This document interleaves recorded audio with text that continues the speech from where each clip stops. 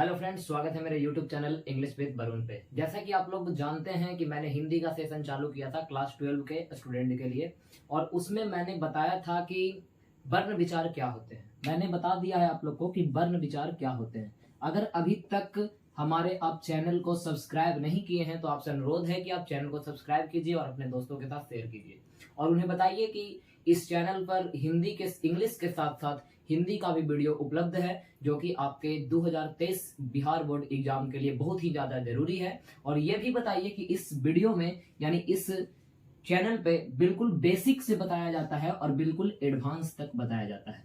जैसा कि आप लोग मेरे भाई और बहनों ने वीडियो देखे हैं वर्ण विचार का, और उन्हें पता होगा कि वो बिल्कुल बेसिक से उसमें है और बिल्कुल लास्ट तक है। उसमें बहुत सारी ऐसी भी चीजें हैं जो आप लोग पहले से जानते हैं, ठीक है। लेकिन मेरा वो मानना नहीं है कि सिर्फ आप जानते हैं वही सिर्फ जानिए। मेरा वो मानना है कि जो स्टूडेंट कुछ भी नहीं जानते हैं उनके लिए मैं उपयोगी हूं, ऐसा मुझे लगता है और ऐसा आप लोग को भी लगता होगा, ठीक है। तो अगर अभी तक आप मेरे वर्ण विचार का वीडियो नहीं देखे हैं तो प्लेलिस्ट में जाइए, वहां पर हिंदी क्लास 12 नाम का एक प्लेलिस्ट है, उसमें आप लोग जाइए और इस वीडियो को देखिए, ठीक है। और अगर आपको अभी तक नहीं पता है कि क्लास 12 में ग्रामर का सिलेबस क्या क्या है तो उसका भी एक वीडियो है, वो भी आपको प्लेलिस्ट में मिल जाएगी, तो आप लोग जाइए और उसे देखिए। तो आज हम लोग बात करेंगे कि शब्द विचार क्या होते हैं। शब्द विचार में भी फिर से मैं बताने जा रहा हूं कि इसमें भी जो वीडियो है वो भी आप लोग को पहले से बहुत सारी बातें ऐसे भी होती है जो आप लोग को पता है। जैसे आप लोग कखा कखा जानते थे, लेकिन बहुत सारी बातें ऐसे भी होती है जो छोटी छोटी होती है और हम लोग का ध्यान में नहीं रहता है। तो इसीलिए हम आए हैं। आज का जो टॉपिक है उसका नाम है शब्द विचार, जिसको हम लोग बोलते हैं इटिमोलॉजी। आप लोग जानते होंगे ग्रामर। ग्रामर हमारे 5 होते हैं: ऑर्थोग्राफी, इटिमोलॉजी, सिंटैक्स, पंक्चुएशन और प्रोसोडी, जिसमें हम लोग ऑर्थोग्राफी वर्ण विचार पढ़ चुके हैं। और आज हम लोग बात करेंगे शब्द विचार का, जिसका नाम होता है इटिमोलॉजी। क्या नाम है? इटिमोलॉजी। तो आपसे अनुरोध है कि आप लोग लास्ट तक बनाए रखें, यानी ये नहीं कि, और एक बात और, आप लोग सिर्फ ये नहीं कि वीडियो देख लीजिए, ये फायदा नहीं करेगा। आप एक कॉपी भी रखिए और अपने एक शॉर्ट नोट्स आप लोग तैयार कीजिए। बहुत सारे भाइयों का कहना है या बहनों का कहना है या मेरा स्टूडेंट का कहना है कि आप हमको जो वीडियो बनाए हैं उसका पीडीएफ सेंड कर दीजिए। तो बाबू ये बताइए कि पीडीएफ सेंड कर देंगे तो मेरा लिखा हुआ है कि आपका लिखा हुआ है? जैसे मान लीजिए मैं कुछ और बताया और आपको समझने का तरीका कुछ और हुआ, ठीक है, तो उसके लिए मैं अनुरोध करता हूं आपसे कि आप अपना एक शॉर्ट नोट बनाइए। कि जैसे बहुत सारे स्टूडेंट का मैंने देखा है कि वो बनाए हैं तो उन्हें देखकर अच्छा लगता है और मुझे अच्छा लगता है, यानी कि लगता है कि मेरे वीडियो को कोई देख रहा है, ठीक है। तो आप लोग से बहुत बहुत शुक्रिया आप लोग को कहूंगा, और बिना टाइम को वेस्ट किए मैं आज चालू करने जा रहा हूं शब्द विचार, और ये भी बिल्कुल स्टार्टिंग से पढ़ेंगे और लास्ट तक पढ़ेंगे। तो बनाए रखिए, जल्द ही हम चालू करने जा रहे हैं शब्द विचार इटिमोलॉजी। तो देखिए यहां पर मैंने लिखा है कि शब्द आखिर क्या होता है। जैसे मैंने वर्ण विचार पढ़ा है तो वर्ण क्या होता है ये ऐसा आप लोग को बताया। यहां पर लिखा हुआ है कि शब्द क्या होता है, तो आप लोग को बताना चाहूंगा कि दो या दो से अधिक वर्ण के सार्थक मेल को शब्द कहते हैं। शब्द किसे कहते हैं? तो दो या दो से अधिक वर्णों के सार्थक मेल को शब्द कहते हैं। यानी बहुत सारे, यानी दो गो वर्ण या दो से अधिक वर्ण। वर्ण तो आखिर बताएं कि वर्ण क्या होता है, जिसका कोई छंद या टुकड़ा नहीं किया जा सकता है, यानी कोई नहीं तोड़ सकता है। तो ये बोल रहा है कि एक वर्ण लीजिए, एक वर्ण नहीं लीजिए, दो वर्ण लीजिए या दो से अधिक वर्ण लीजिए, और उसी के सार्थक मेल से जो शब्द बनेगा उसी को हम लोग क्या कहेंगे? शब्द कहेंगे, ठीक है। यानी दो या दो से अधिक वर्णों के सार्थक मेल को शब्द कहते हैं। अब देखिए एक पद क्या होता है। मैंने पहले ही बताया है कि बिल्कुल बेसिक से जाएंगे और बिल्कुल एडवांस तक जाएंगे। मैंने आप लोग को ये बताया है। अब इसमें एडवांस वाली बात क्या है, तो आप लोग को देखिए यहां पर एक छोटा सा लॉजिक है। क्या है कि पद क्या होता है? तो जब किसी शब्द का प्रयोग हम लोग वाक्य में करते हैं, जब किसी शब्द का प्रयोग हम लोग कहां करेंगे? सेंटेंस में, यानी वाक्य में, तो वो जो अक्षर जो हम लिखेंगे उसी को हम क्या कहते हैं? पद। जैसे देखिए, अगर मान लीजिए समझ में नहीं आया, बिल्कुल नहीं आया, 1% भी नहीं आया। अगर हम बोलते हैं राम, अगर हम बोलते हैं श्याम, ठीक है, अगर हम बोलते हैं आम, अगर हम बोलते हैं खाना, अगर हम बोलते हैं पीना, ठीक है। अगर राम है तो राम क्या है? शब्द है। क्या है? शब्द है। अगर बोले श्याम तो श्याम क्या है? शब्द है। अगर बोले आम तो आम क्या है? एक है, कुछ शब्द है। खाना तो क्या है, शब्द है। लेकिन अगर इसी राम को अगर हम ऐसे लिखते हैं कि राम विद्यालय जाता है, अगर हम बोले कि राम विद्यालय जाता है, अगर इसको आप लोग समझ गए तो बिल्कुल क्लियर है। यहां पर क्या लिखा हुआ है, ये अगर हम बोले राम, तो राम क्या है बाबू, शब्द है। लेकिन अगर इसी राम को हम लोग कहां डाल दिए, सेंटेंस में, देखिए अगर उसी शब्द को कहां डाल देंगे, वाक्य में। अब वाक्य को क्या बोलते हैं, सेंटेंस। तो अगर उसी शब्द को हम लोग सेंटेंस में डाल देंगे तो वह क्या कहलाएगा, पद कहलाएगा। बाबू लाइट का थोड़ा सा प्रॉब्लम होगा तो हम उसको बहुत जल्द से जल्द निपटाने की कोशिश करेंगे, क्योंकि मैं होममेड वीडियो बनाता हूं, यानी घर पे बनाता हूं, ठीक है। तो जितना मेरे से हो पाता है उतना मैं आपके लिए कोशिश करता हूं कि आए। और उसके लिए फैन भी बंद कर दिया हूं, कूलर भी बंद कर दिया हूं, क्योंकि देखिए जहां फैन चालू करेंगे थोड़ा सा घरघराहट की आवाज आती है। अगर नहीं विश्वास है तो देख लीजिए। देखिए अगर हम बोल रहे हैं कि यदि शब्द का प्रयोग हम लोग कहां करेंगे, वाक्य में। कहां करेंगे, वाक्य में। जैसे अगर हम बोले राम, क्या बोले, राम बोले, तो राम बोले तो राम अकेला है अभी। लेकिन अगर इसी राम को बोल दिए कि राम विद्यालय जाता है, तो राम अकेला नहीं है, अब राम आ गया है सेंटेंस में, तो ये जो राम है ये कहलाएगा पद, ठीक है। और ये जो राम है ये कहलाएगा शब्द। तो अगर आपसे कोई पूछे कि शब्द और पद में क्या अंतर होता है, तो बोलिएगा कि अगर अकेला लिखा हुआ है तो शब्द है, अगर उसी शब्द को किसी सेंटेंस में डाल दें तो वो क्या हो जाएगा, हमारा पद कहलाएगा। शब्द और पद में अंतर होता है कि अगर अकेला है तो शब्द है, और शब्द किसको कहते हैं, तो दो या दो से अधिक वर्ण से मिलकर जो बनता है उसी को शब्द बोलते हैं। अगर उसी शब्द को हम लोग सेंटेंस में डाल दे तो वो क्या कहलाता है, पद कहलाता है। अगर वीडियो समझ में आए, अच्छा लगे तो लाइक कीजिए, अपने दोस्तों के साथ शेयर कीजिए, ठीक है। अब देखिए ये कौन सा पद कहलाता है, तो ये जो पद कहलाता है इसको हम बोलते हैं क्रियापद। कौन सा पद बोलते हैं, छोड़िए क्रिया, इसमें ये क्रिया नहीं है, क्रिया है जाना, ठीक है। क्रिया जाना है, आना है, खाना है, पीना है, तो ये हो गया क्रियापद। अब कौन विद्यालय जाता है, आप लोग सेंटेंस जानते हैं, हम बताए हैं आप लोग को इंग्लिश में क्लासरूम में कि सेंटेंस लिखने के लिए तीन चीज चाहिए। एक चाहिए सब्जेक्ट, एक चाहिए भर्ब और तीसरा चाहिए ऑब्जेक्ट। एक चाहिए सब्जेक्ट, एक चाहिए भर्ब और तीसरा चाहिए ऑब्जेक्ट। सब्जेक्ट का मतलब कर्ता, जो कर रहा है। ई का कौन सा पद हुआ, कर्ता पद। अब कौन कहां गया, विद्यालय गया, तो कर्म किस पे पड़ा, विद्यालय पे। तो एक हो गया कर्ता पद, एक हो गया कर्म पद और एक हो गया क्रियापद। इससे हम लोग को कोई मतलब नहीं है, ये जो लिखे हैं इससे कोई मतलब नहीं है। इसी को इंग्लिश में सब्जेक्ट, भर्ब और ऑब्जेक्ट बोलते हैं। इस पे कोई ध्यान नहीं दीजिए, सिर्फ ध्यान दीजिए कि शब्द और पद क्या होता है। तो अकेला है तो शब्द होगा, अगर सेंटेंस में उसका यूज कर दे तो पद हो जाएगा। अब देखिए शब्द कितने प्रकार के होते हैं, किस किस रूप में विभाजन करते हैं, उसके बारे में हम बात करते हैं। देखिए यहाँ पर बताया गया है कि शब्द के भेद किस किस आधार पर होते हैं। तो आप लोग को मैं बता दूं कि शब्द का जो भेद होता है वो 4 आधार पर होता है। कितने आधार पर, 4 आधार पर। ये वीडियो एग्जाम के लिए बहुत ही ज्यादा इंपॉर्टेंट है। किस वे में इंपॉर्टेंट है मैं बताऊंगा कि कैसे इंपॉर्टेंट है, ठीक है। तो बने रहिए। ये नहीं, और मैंने जो पहले ही बताया है कि एक सामने नोटबुक यानी नोट कॉपी रखिए और पेन रखिए, अपने लैंग्वेज में इसको उतारिए। जरूरी नहीं कि जैसे हम बोले वैसे ही छाप दीजिए, ठीक है। अपने लैंग्वेज में समझिए और जिस जैसे समझ में आता है वैसे ही लिखिए, और रिवीजन जरूर कीजिए, क्योंकि मैं ऑफलाइन नहीं हूँ, ऑनलाइन हूँ। और ऑनलाइन में भी मैं लाइव नहीं हूँ, रिकॉर्डेड हूँ, ठीक है। बहुत ही जल्द लाइव होगा क्योंकि टाइम का थोड़ा अभाव है। और एक और बात, रहा बात बिल्ला का, कहाँ का बात रहा, बिल्ला का, जो बहुत सारे स्टूडेंट हमको कॉल कर रहे हैं। तो बाबू इसमें हमारी कोई गलती नहीं है, इसमें गलती किसी और की है, किसकी है वो आप लोग अच्छे से जानते हैं, ठीक है। तो आप लोग टेंशन नहीं लीजिए, अगर मखदुमपुर आ सकते हैं तो आइए, नहीं तो हम कुछ देखते हैं, हम कुछ जरूर करेंगे, ऐसा बात नहीं है कि नहीं करेंगे, हम भी लगे हुए हैं, ठीक है।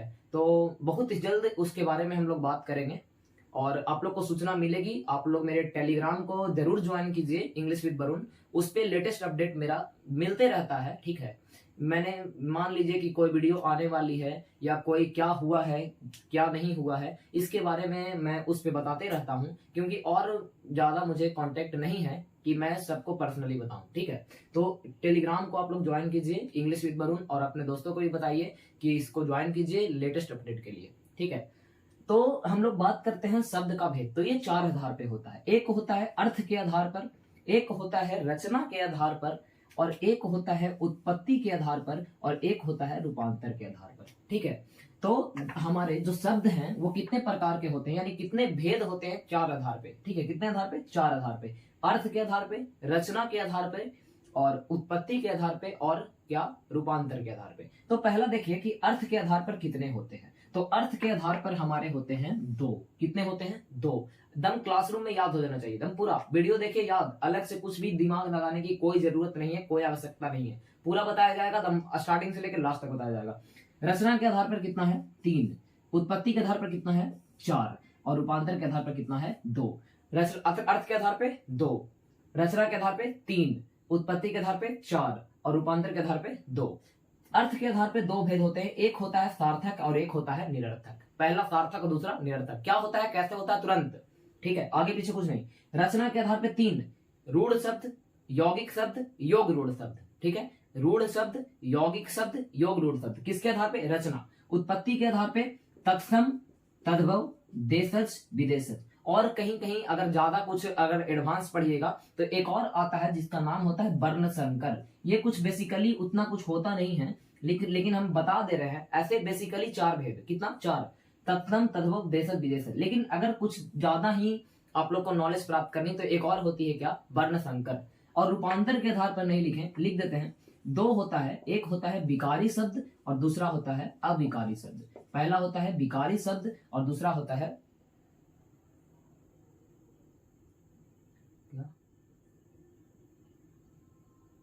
नहीं, पहला होता है विकारी और दूसरा होता है अविकारी। तो हम स्टार्ट से देखेंगे कि कैसे कैसे होता है। आप लोग को बता दें कि अर्थ के आधार पे कितना? 2, रचना के आधार पे 3, उत्पत्ति के आधार पे 4 और रूपांतर के आधार पे 2। अब दम बिल्कुल खड़ा हो गए, पीछे थोड़ा हल्का फुल्का नजर आ रहा होगा।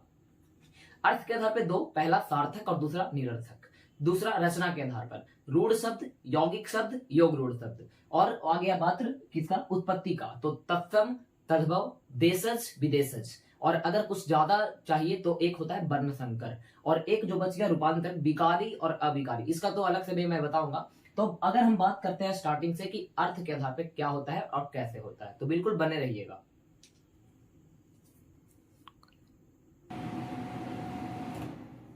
देखिए, तो यहां पर मैंने स्टार्ट किया कि अर्थ के आधार पर शब्द के कितने भेद होते हैं। तो मैंने अभी तुरंत बताया कि अर्थ के आधार पर हमारे शब्द के भेद होते हैं 2। कितने? 2। पहला सार्थक और दूसरा निरर्थक, ठीक है। तो बेसिकली बहुत ही अच्छा है, यानी बहुत ही हल्का है, ठीक है। हल्का इस वे में है, मैं आप लोग को बताता हूं कि फिर उसको इरेज करने में दिक्कत हो जाएगा।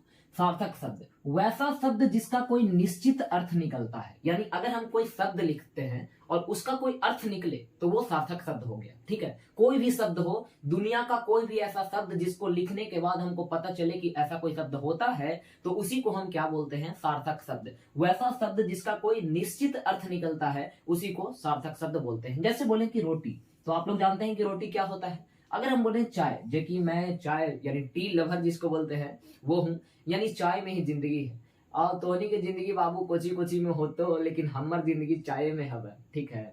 हाँ जी, लाइकन कोची करता है कि जैसे तोहनी हमार वीडियो एक दिन देख रहा होगा, एक दिन इंतजार कर रहा होगा कि बगलवा में मैसेजवा आईली कि ना कि मेरे बाबू ने थाना थाया, अब पते ना है कि बाबू हमार थाना चल गेलो है, ठीक है। तो ऐसा काम नहीं कीजिए, आप लोग अपने भविष्य के साथ फेक मतलब खेल रहे हैं। लेकिन एक बात मैं जरूर बताना चाहूंगा कि जिंदगी में प्यार जरूर करना चाहिए, ठीक है।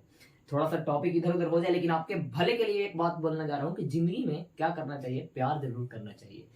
प्यार इसलिए करना चाहिए क्योंकि आपको पता चले कि प्यार क्यों नहीं करना चाहिए, ठीक है। तो बिल्कुल, मैं आप लोग जानते हैं कि मैं हता हता कर पढ़ाता हूँ, क्योंकि देखिए लोड नहीं लेना है। ऐसा कहा जाता है कि अरे मास्टर साहब आवा हकून ऐसे बोला हकून, उससे हमको कोई फर्क नहीं पड़ता है कि लोग हमारे बारे में क्या कहते हैं। लोग बारे में हमारे कहते हैं तो क्यों कहते हैं वो आप लोग जानते हैं कि क्यों कहते हैं, क्योंकि मैं अपने स्टूडेंट का सुनता हूँ, बाकी किसी का भी नहीं सुनता, ठीक है। तो आप लोग उस पर कम ध्यान दीजिए और इस पर ज्यादा ध्यान दीजिए। आप लोग बाकी तो समझदार हैं, ठीक है, और हमारे देवियों लोग को तो कहना ही नहीं है, ठीक है। आगे चलते हैं। तो देखिए, अगर हम बोलते हैं रोटी तो अर्थ निकल रहा है, अगर हम बोलते हैं चाय तो अर्थ निकल रहा है, और हल्ला बोल रहे हैं तो चाय निकल रहा है, मतलब अर्थ निकल रहा है। आप अगर लाइव हम आए तो नहीं पढ़ेगा नहीं, हम जान रहे हैं, कमेंटेबाजी करते रहेगा, कभी लखेरन चचा तो कभी लालू चचा, ठीक है। तो उस पर कम ध्यान देंगे, इसीलिए मैं रिकॉर्डेड डाल रहा हूँ, क्योंकि आप लोग पढ़िए, खुद से पढ़िए, कमेंट कम और पढ़ाई ज्यादा। अब देखिए इसका जस्ट उल्टा होता है निरर्थक, जो कि आपके दैनिक जीवन में आप उसका यूज हरदम करते हैं, इतना करते हैं कुछ कहने का नहीं। देखिए क्या होता है, वैसा शब्द जिसका कोई निश्चित अर्थ नहीं निकलता उसी को निरर्थक, जिसका अर्थ निकले सार्थक, जिसका नहीं निकले निरर्थक। जैसे मान लो कि दोस्त मिला तो बोला कि खर्चा उर्चा ना कर, मैं तो बोलता कि चल चाय वाय पिलावे, चाय वाय खाली नहीं, चाय नहीं बोलता है कि चल चाय पिलावे, चल चाय नहीं। जैसे मान लीजिए कि हमारे एक दोस्त मिले, वो बोले कि का वरुण भाई कैसे हो, चलो खर्चा उर्चा, चलो चाय वही चलता है, और समझ रहे हैं आप लोग। तो चाय सिर्फ नहीं बोलते हैं, बोलते हैं चाय वाय। जैसे मान लीजिए कि बहुत, जैसे हम पढ़ा कर गए हैं घर पे, सब यूज करता है इसका। मान लीजिए मम्मी को बोले रोटी वोटी दो बनाई है, ऐसा बोलते हैं तो बोलते हैं रोटी उटी, रोटी उटी। जैसे बोलते हैं चाय वाय, ठीक है। अगर हम बोल सकते हैं क्या, हल्ला गुल्ला। जैसे मान लीजिए हम क्लास में बोलते हैं हल्ला गुल्ला मत करो, तो हल्ला का अर्थ निकलता है। अगर हम बोले हरला तो ये क्या है, सार्थक शब्द। लेकिन बोलते हैं गुल्ला तो इसका अर्थ क्या निकलता है। अगर हम बोलते हैं चाय तो हमको समझ में आता है कि चाय है, लेकिन बोले बाय तो बाय का होता है, बाय। अगर हम बोले रोटी तो रोटी तो समझ में आता है कि रोटी, लेकिन ऊटी का होता है, ठीक है। अगर हम बोलते हैं पानी वानी, पानी वानी पिलाओ, ठीक है। जैसे मान लीजिए गर्मी का दिन है, बोलते हैं पानी वानी पिलाना है जी, तो तुम लोग बोलते हैं पानी तो समझ में आता है लेकिन वानी का होता है, ठीक है। तो ये जो यूज हम करते हैं पीछे बाबू, जैसे हम बोले हल्ला गुल्ला, लोटा उटा, पानी वानी, चाय वाय, तो ये जो चारों लिखल है, पहला लिखल है गुल्ला, दूसरा लिखल है ऊटा, और तीसरा लिखल है वानी, और चौथा लिखल है वाय। अगर इसको हम अकेले बोलते हैं कि वाय, तो ई वाला बाय हो जाएगा, और वो जो बाय होता नहीं है, और बोले बानी तो कोई अर्थ है कि चाय। आप लोग सिंपल बोलिए कि चाय वाय बोलते हैं तो चाय का अर्थ निकल गया, वाय का अर्थ निकला नहीं निकला। तो चाय होता है हमारा सार्थक और वाय होता है निरर्थक। और जो निरर्थक शब्द होते हैं वो सिर्फ हम बोलचाल की भाषा में यूज करते हैं, व्याकरण में इसका कोई यूज नहीं है। वो इसीलिए मैंने नीचे एक लाइन लिखा है कि व्याकरण में कभी भी निरर्थक शब्द का प्रयोग नहीं किया जाता है। तो बोलेगा कहाँ किया जाता है, तो ये बिहारी लैंग्वेज है, ठीक है। और बिहार में लोग इसका यूज बोलचाल की भाषा में करते हैं कि चाय वाय पिलाओ, पानी वानी पिलाओ, चलो आते हैं मार के, ठीक है। तो रोटी वोटी है तो दो, भूख लगा हुआ है। जैसे लोटा उटा, तो ऊटा का होगा है, लोटा तो समझ में आ रहा है कि पानी पीने वाला कोई वस्तु है, लेकिन ऊटा क्या होता है। तो सार्थक यही है, निरर्थक यही, जिसका निश्चित अर्थ निकल जाए सार्थक, निश्चित अर्थ नहीं निकले निरर्थक। और निरर्थक को हम बोलचाल की भाषा में यूज करते हैं, कभी भी इसका यूज हम लोग दैनिक जीवन यानी व्याकरण में यूज नहीं करते हैं, दैनिक जीवन में, और वो भी बोलचाल की भाषा में यूज करते हैं। अब हम देखते हैं रचना के आधार पर, जो रूढ़ शब्द है, योग रूढ़ शब्द है, और यौगिक शब्द है। तो बिल्कुल बने रहिएगा, बिल्कुल एक वीडियो में कंप्लीट करने का कोशिश इसलिए किया जाता है क्योंकि दूसरे वीडियो को अपलोड में कुछ टाइम लगता है, तो रिवीजन के लिए, ठीक है। तो देखिए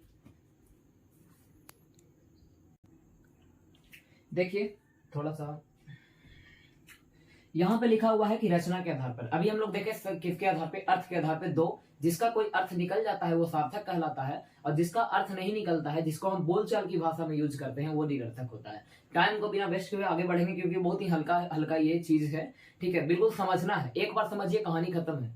ये रचना के आधार पे, तो रचना के आधार पे कितना होता है, 3। थोड़ा सा स्पीड चलेंगे क्योंकि वीडियो का जो ड्यूरेशन है ज्यादा हो जाता है, ठीक है। रूढ़ शब्द 3 होते हैं, रूढ़, यौगिक, योग रूढ़। एकदम 1 मिनट में समझ में आएगा, बिल्कुल ध्यान से देखिएगा। वैसा शब्द जिसके खंड करने पर यानी जिसको तोड़ देने पर अर्थ नहीं निकलता है, वैसा शब्द जिसको हम तोड़ दें तो अर्थ ना निकले, तो वे जे सार्थक अभी क्या बोल रहा था, जिसका अर्थ निकल जाए, यानी तोड़ने उड़ने पर नहीं। सिंपल सा अगर कोई बात है, जैसे चाय, तो चाय का अर्थ निकलता है कि चाय होता है। जैसे बोले रोटी, तो रोटी का अर्थ निकलता है। इसको में टुकड़ा नहीं करना है इसमें, लेकिन क्या बोल रहा है कि उसको अगर हम तोड़ेंगे तब अर्थ नहीं निकलेगा। निरर्थक में क्या था कि उसका कोई बोलचाल की भाषा में सिर्फ यूज करते हैं, व्याकरण में कोई यूज नहीं है, ऐसा कुछ भी नहीं है। वो गुल्ला है, हल्ला गुल्ला तकुल्ला, ऐसी सिर्फ है, ठीक है।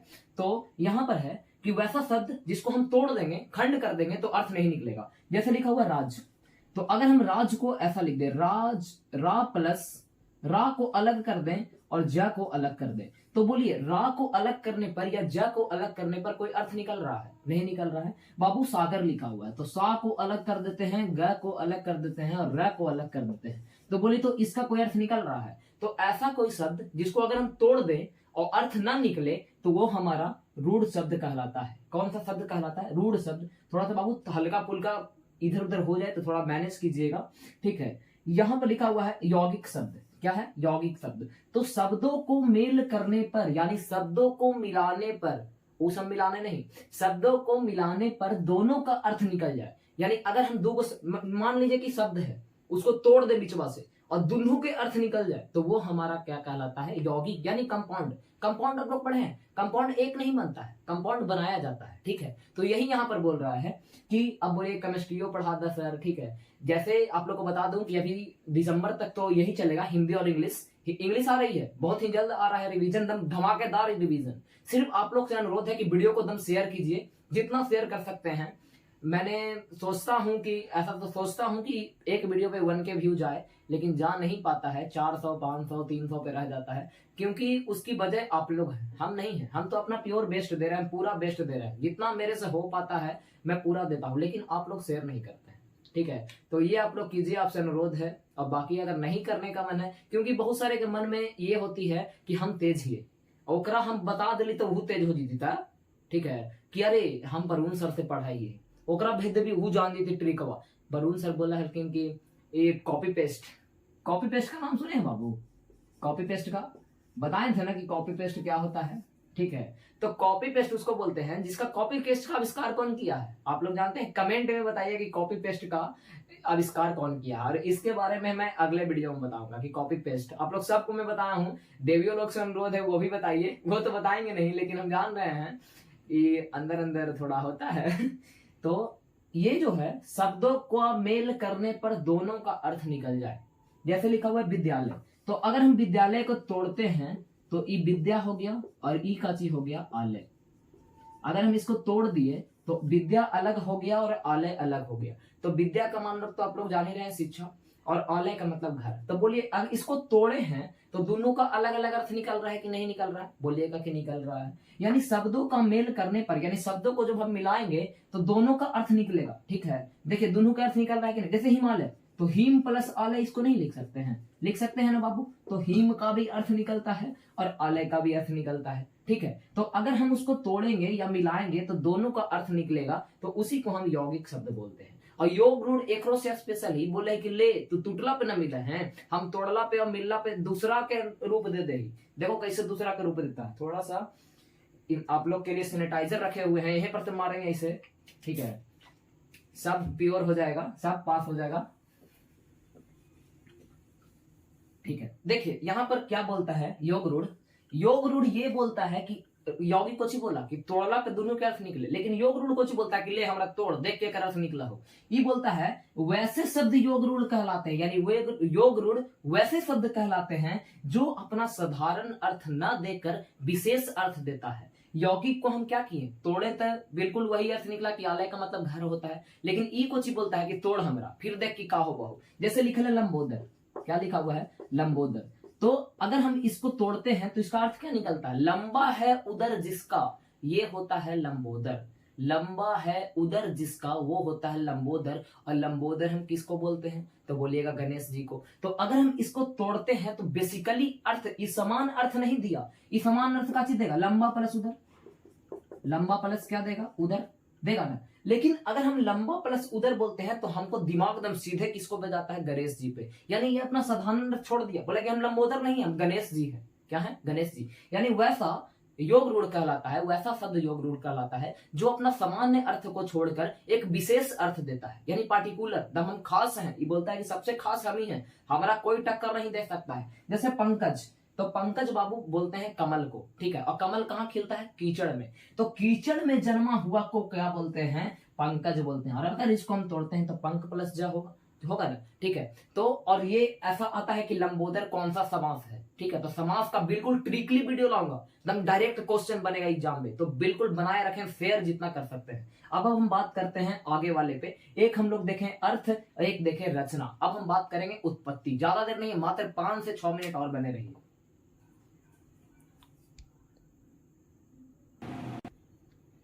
देखिए यहां पर लिखा हुआ है उत्पत्ति के आधार पर। किसके आधार पे? उत्पत्ति के आधार पे। तो उत्पत्ति के आधार पे कितने होते हैं? 4, और अगर थोड़ा सा अगर विशेष पढ़ते हैं तो 5।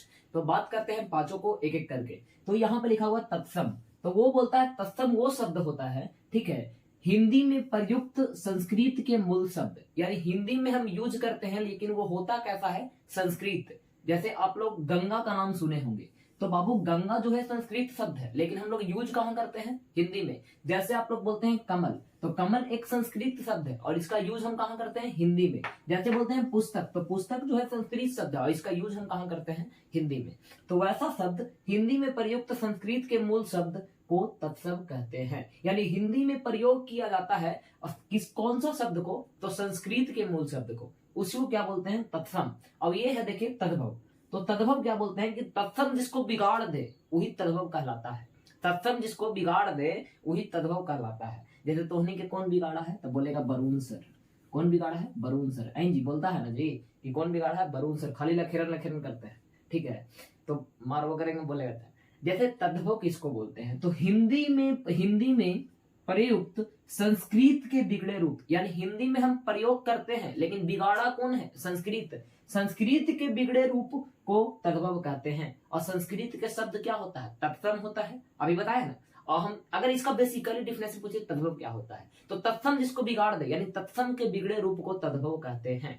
तो तत्सम क्या है? तो संस्कृत शब्द, और संस्कृत शब्द को अगर हिंदी में लाते हैं वही तत्सम कहलाता है कि नहीं बाबू? अभी तुरंत बताए हैं। तो तद्भव हिंदी में प्रयुक्त संस्कृत के बिगड़े रूप को क्या बोलते हैं? तद्भव कहते हैं। जैसे दुग्ध, दूध, क्या बोले? दूध। तो बाबू दूध जो है ये दुग्ध से बना है। किससे बना है? दूध से। या और दुग्ध कौन सा शब्द है? संस्कृत शब्द। और इसको बिगाड़ के हिंदी में काची आ गया है? दूध। जैसे लिख ले ओट, ठीक है, तो इसको हम ओस्ट बोलते हैं। क्या बोलते हैं? ओस्ट। अब इसी को ओट बोल भी सकते हैं और ये होट भी बोल सकते हैं, दोनों बोला जाता है। ओट यानी ये वाला, ठीक है, और कॉपी पेस्ट का याद आ रहा होगा, ठीक है। तो तत्सम जिसको बिगाड़ देता है वही तद्भव कहलाता है। यानी दुग्ध जो है, दूध को बिगाड़ दिए, यानी दुग्ध जो है कौन सा शब्द है? संस्कृत शब्द है। इसको बिगाड़ के कहां ले आए? हिंदी में दूध बना, तो यही हमारा तद्भव कहलाता है।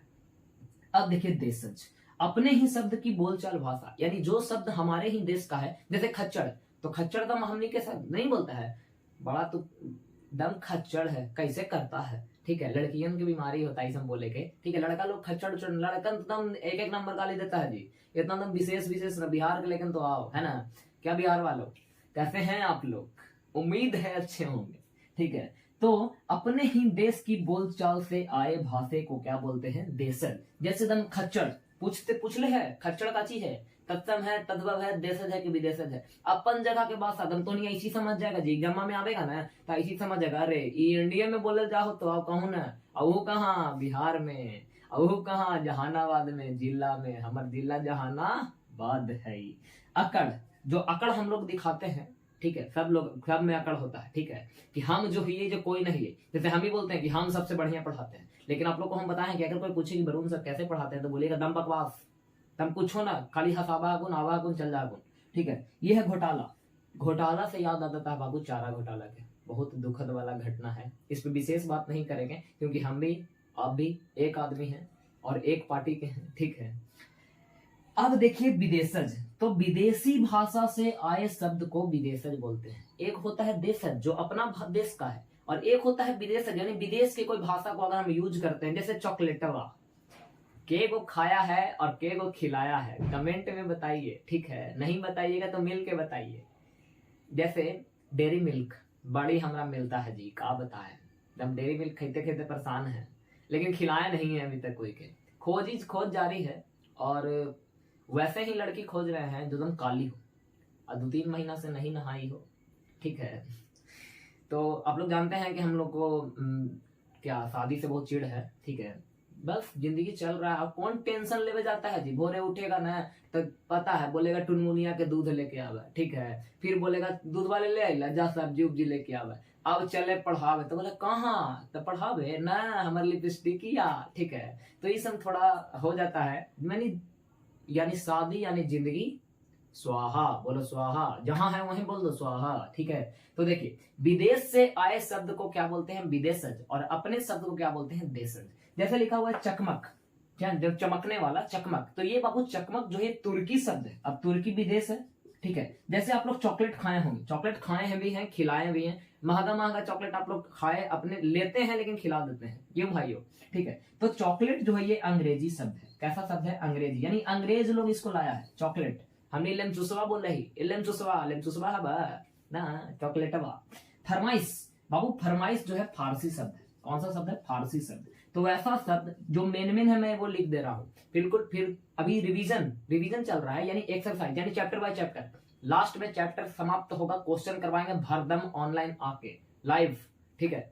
बट सिर्फ थोड़ा सा प्रॉब्लम है, वो प्रॉब्लम से अगर निपट लेते हैं तो बहुत जल्द लाइव आने की कोशिश करेंगे। जैसे अजनबी, तो अजनबी बाबू फारसी शब्द हो गया, ये जो है अरबी शब्द है। कैसा शब्द है? अरबी, ठीक है। अब एक और रह गया वर्ण संकर, और एक रह गया विकारी और अविकारी। तो विकारी और अविकारी के लिए हमको स्पेशल वीडियो लाना पड़ेगा। जो संज्ञा सर्वनाम विशेषण के लिए प्रयुक्त होते हैं विकारी कहलाते हैं, यानी पुरुष लिंग वचन के आधार पर जो प्रयोग होते हैं उसी को हम विकारी बोलते हैं और अविकारी होते हैं, ठीक है। वर्ण संकर की बात करें तो 2 मिनट में हम बता देते हैं थोड़ा सा लिख के, ठीक है। फिर दम बिल्कुल टेंशन नहीं लीजिए।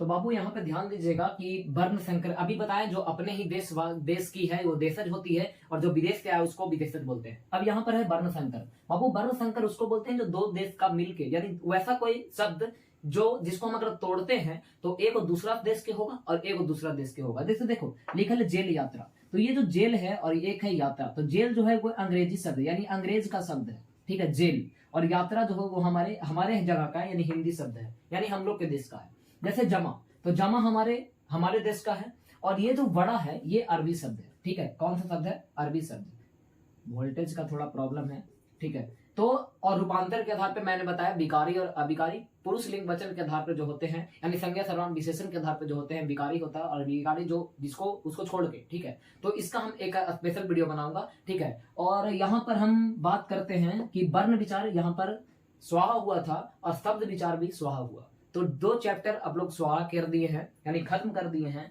और आप लोग से अनुरोध है कि इसको जितना से जितना शेयर कीजिए, जितना व्यू जाएगा उतना जल्दी जल्दी वीडियो बनेगा, ठीक है। बात क्लियर है। जब अब अगर व्यू नहीं गया ज्यादा बढ़िया तो हम क्यों मेहनत करें? जब आप लोग अपना मेहनत नहीं कीजिएगा, सिर्फ हम अपना बेस्ट दे रहे हैं तो क्या फायदा नहीं है? आप लोग भी दीजिए तो फायदा है, ठीक है। तो उम्मीद है आप लोग समझ गए होंगे। जितना ज्यादा से ज्यादा आप लोग शेयर कर सकते हैं वो तो मैं देखता हूँ कंटेंट कितने दिन में कितने बड़ा है, उसके हिसाब से मैं वीडियो डालूंगा। अगर नहीं गया तो बाबू रोक देंगे बिचवा में। हमको कोई फिर मत कहना कि काहे नहीं बनाए चाहे काहे कर दिए, हमको सबसे मतलब है, हमको अगर हम बेस्ट दे रहे हैं एकदम क्लियर बात क्लियर बोल रहे हैं, अगर हम अपना बेस्ट दे रहे हैं तो तुम लोग भी अपना कुछ शेयर वेयर करो और वीडियो का व्यू बढ़ाओ, ठीक है। तो इसी के साथ मैं वीडियो को समाप्त करता हूं, और कमेंट में जरूर बताएं कॉपी पेस्ट, ठीक है। तो ठीक है, मिलते हैं अगले वीडियो में नए टॉपिक के साथ। इसी के साथ मैं वीडियो को समाप्त करता हूं। धन्यवाद।